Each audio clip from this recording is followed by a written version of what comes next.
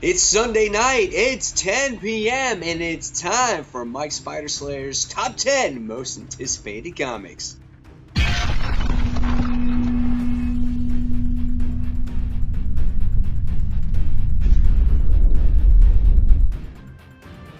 Hey comic book fans, welcome back to Comic Book Corner 2.0, and fans, you're back with me, Mike Spider Slayer, getting ready to do Spider Slayer's Top 10 Most Anticipated Comics of the Week, and this is for 12/19/18. That's right, fans.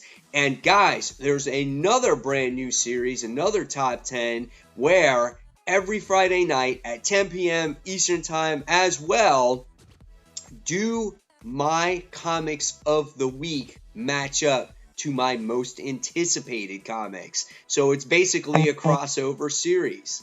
So, very curious to see what happens after this most anticipated list. Check it out on Fridays. All right, so here we go. Let's not waste any time. Starting off with my On the Fence. So usually that On the Fence book is the book where I don't know if I'm going to pick it up, or maybe so, whatever the case may be. But I really don't have one this week. You know why? Because mainly Extermination is coming to an end, and the other one that's coming to an end is Infinity Wars. So technically, those could have both been on the Fence books, but since they're ending, they're both going away anyway, and it makes more room for my pull lists. So there you have it. Pretty self-explanatory, right? Easy On the Fence pick this week. All right, so without further ado, let's kick off this countdown, starting off with number 10. My number 10 most anticipated comic of this week goes to Marvel Knights 20th. This is issue 4. This book is 28 pages for the price point of $3.99. It's a pretty cool cover because this one pays tribute, obviously, to Stan Lee. It has that banner on there. And this story has to do with Black Panther in here.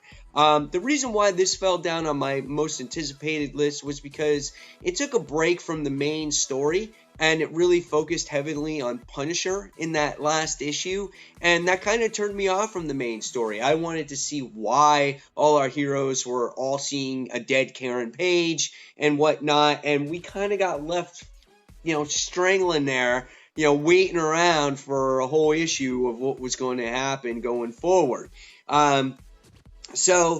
And also the artwork wasn't as strong as the first previous issues as well. In issues 1 and 2, I thought the artwork was solid. And in issue 3, it just kind of lacked for me too. It seemed like it was heavy on inks. And it just wasn't like that oh wow factor like I had in issue 1 or even in issue 2.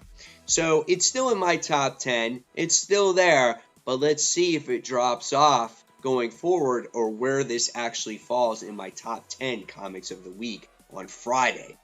All right, next, coming in at number 9, and this goes to Extermination issue 5. It's like I talked about, not really an On the Fence book, but this is an end of a series. This book is 36 pages for the price of $4.99. Okay, so it's a pricey book, but it does have more pages in it.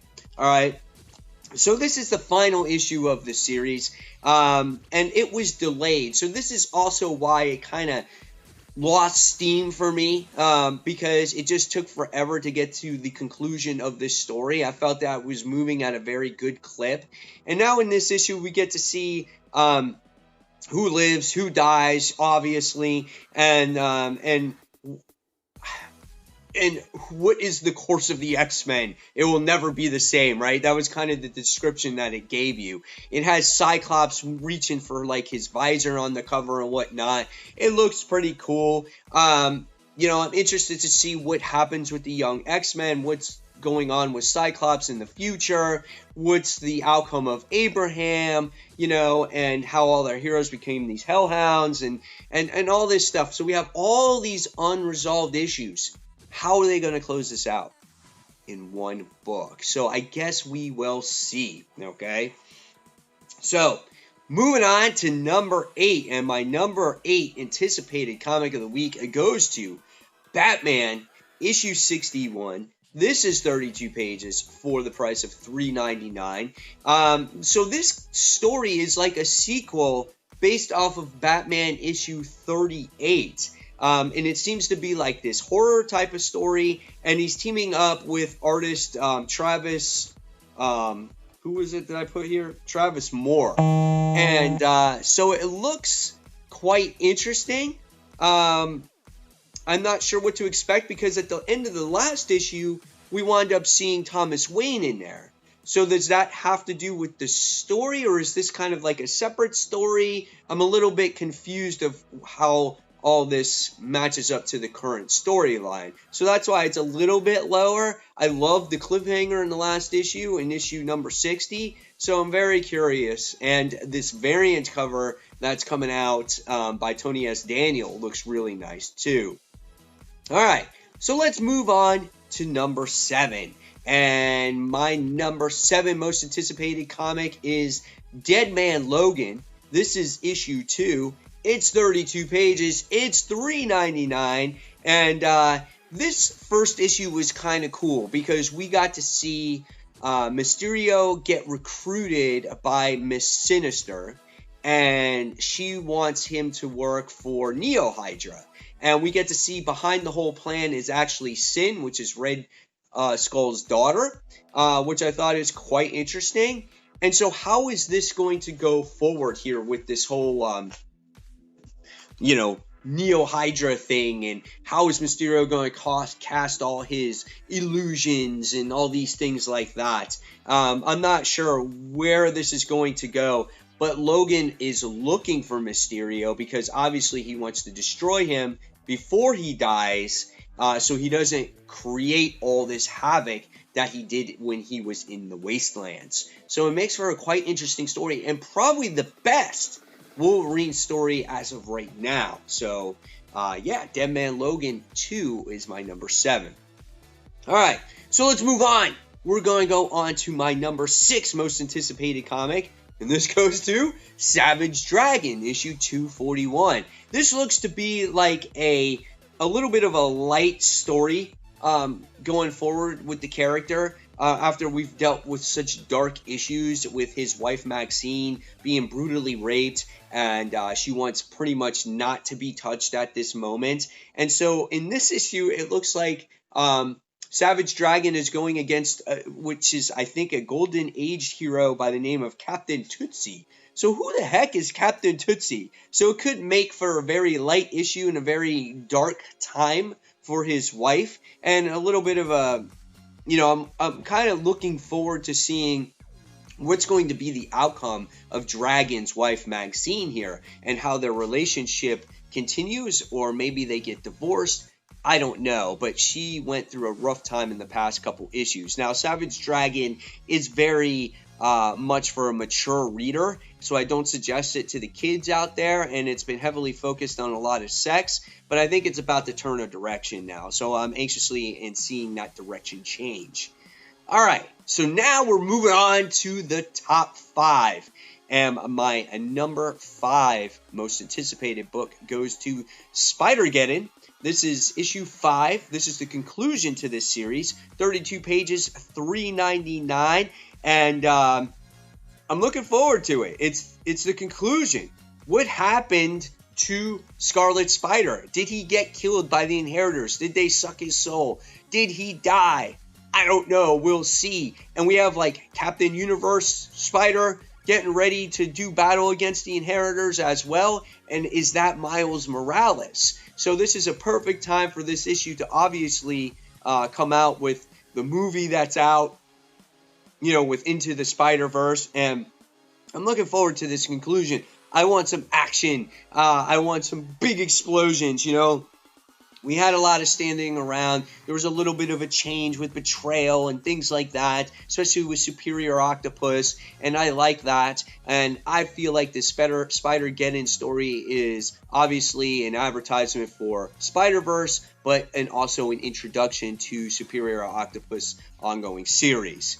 So looking forward to the conclusion. We'll see what happens. All right. So moving on to number 4. And number 4 is Amazing Spider-Man issue 12. What? Mike, It's not in your, it's not in your top 3. It's not number 1 this time. No, because there are other books that I'm looking forward to even more this week. Amazing Spider-Man continues to be good. It's a fantastic story. It continues the J. Jonah Jameson storyline.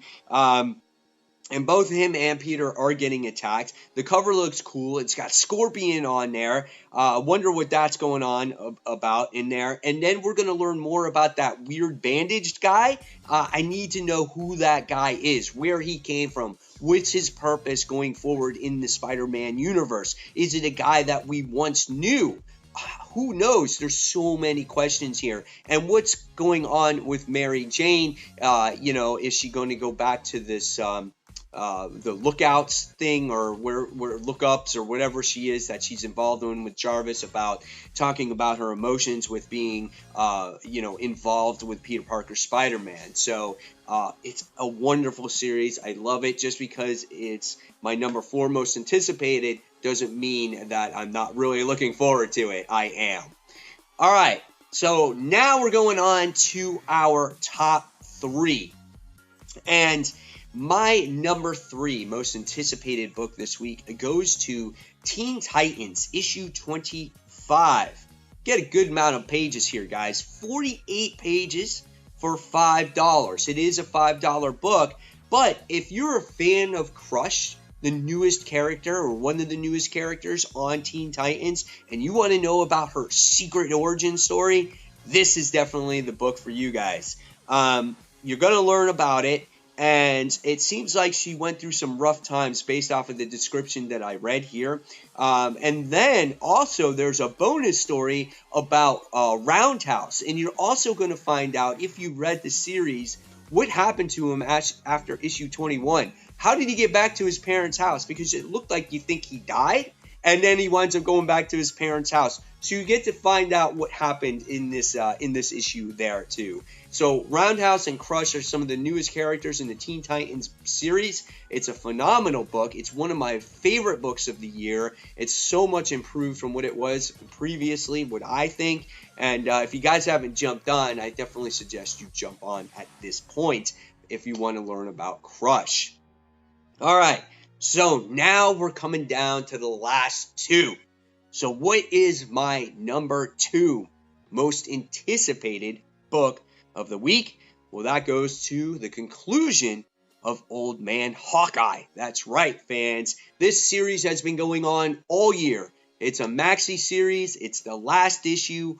Hawkeye came up to Zemo. He stuck a couple of arrows through him. Well, it was more than a couple. It was like 12 or 13. And Zemo was stuck on an electric wheelchair using a voice keypad to talk to him. And he just got on Clint's nerves and he shot arrows through him to death. It was hysterical. But at the end of the last issue, fans, we wound up getting to see that Clint went completely blind because Avalanche shocked his, shook his head so furiously, it damaged his optic nerves and he can't see anything now. So that's how he completely has gone blind from this point forward. It is awesome. It is such a great series. So how does it conclude, and how does he deal with being completely blind? Does he get the help of Kate Bishop? Does he come face to face with Red Skull? Like, what happens, guys? This is going to be a lot of fun. Great series. I'm disappointed in it leaving, that it's going away, because it's been an adventure the entire year. All right, so are you guys curious now what my number 1 comic of the week will be, or most anticipated comic will be? Well, that's going to go to Scotty Young's Middle West. This is issue 2, 32 pages, $3.99 price point. Really great, fantastic first issue, as you get to see young Abel, who is getting abused by his father physically and mentally, and you don't know if this world is a fantasy or if this is just an image of how he sees his father, but his father turned into this crazy tornado and went chasing after him, and him and his talking fox went to go jump on a train and they ran away. And that's how the issue ended. And it was such an emotional issue because you got to see the pain that was going through young Abel's mind. And for a brand new #1, you felt so bad for the character and you got attached to him right away. And probably a lot of people can relate to this character. So what he does is he runs away with his talking fox and he jumps on this train. And so what happens is now in this issue, supposedly they jump on this train and they find themselves a whole new world, and they're not protected from the world around them or from their original home or where they lived. This story has so much potential. The worlds can be completely endless here, and I can't wait to see all the characters that are going to be involved in this story. This first issue just blew me out of the water. I cannot wait for this second book. It is definitely the highest, most anticipated book on my list for this week. So, guys, now I want to hear from you. What are your most anticipated comics of this week? And don't forget, tune in Friday, 10 p.m. Eastern Standard Time for the premiere so we can have another chat room and see if these books met my expectations and where they'll fall on my top 10 comics of the week. So guys, and also I want to thank you for making this series possible. The views have been fantastic. I'm glad you guys enjoyed this series. I'm glad to bring it to you, and let's keep bringing it, and let's fill up this chat room when I premiere this video each and every week. So guys, as always, thank you so much for watching Comic Book Corner 2.0. If you like this video, give it a thumbs up, subscribe to the channel. Don't forget to hit that notification button so you don't miss a single video from me. And guys, until that next comic book review, this is Mike Spider Slayer signing off, and have a great weekend, guys. Take care. Bye.